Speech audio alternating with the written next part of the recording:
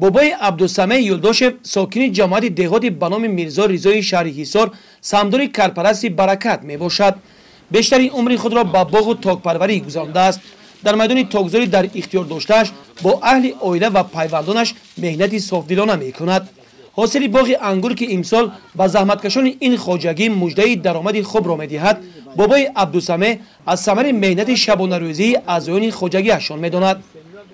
کاری باغ ماه فوریه سر میشد، آخر فوریه سر میشد. نودهای همون گرفتن در کار زیادیه، یعنی ابریسکا کردن در کار. بعد ابریسکا پاول گردی انگور میکنید، نرم کنی. باید دهقان برای حاصل نقش شدن و برای وای باید مهنت کند. باید اینا همه چی تامین کند. دارو، آب، خامتاک، ابریسکا. بسیارتر این وابسته به ابریسکا. ابریسکا اگر چندی خوب باشد همون قطر حاصل نوکی زیاد میشد. 10 نمودی انگور هست. اینجا مخچلانی هست، پبیده هست، شاهانه هست، ایلزابلا هست، ساینی سیاه هست، ساینی زرد هست.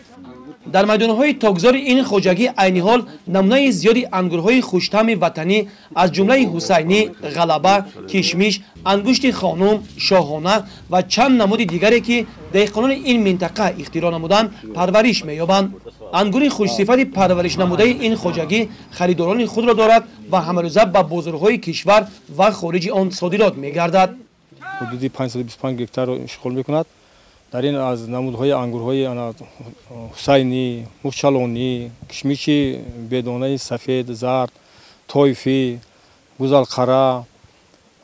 ما امسال با یک 3-4 گکتار باغای شاهانه‌ای که نونی‌ها هستند و کردگی هستیم. خواجگی ما یک قسمی جاش للمی است، یک 350 گکتارش للمی که هست، یک 50 یا 70 گکتارش آبی هست. خواجگی داروی ما امسال زمین‌هایی که آبی بودن من امسال حاصلشون بد نیست. حاصل نقض من گونیچین سر کرده هستن. الان در فدراسیون روسیه من الان یک 3-4 ماشینای فرو بار کردن، روی کردن صادرات با باقی موندهش هم من با حاضر از ریسپوبلیک افغانستان و از روسیه من از همون طرف آدم اومدن من باز شرطنامه کرده هستن. خدا خواهد تا ماهای سپتامبر اکتبر ما حاصل گذاشته جمع آوری کرده میگیریم. در شهر حصار ساحه کشاورزی در قطار دیگر ساحه‌های افزایش‌ناک در پیشبرد اقتصادیات نقش ارزنده می‌گذارد.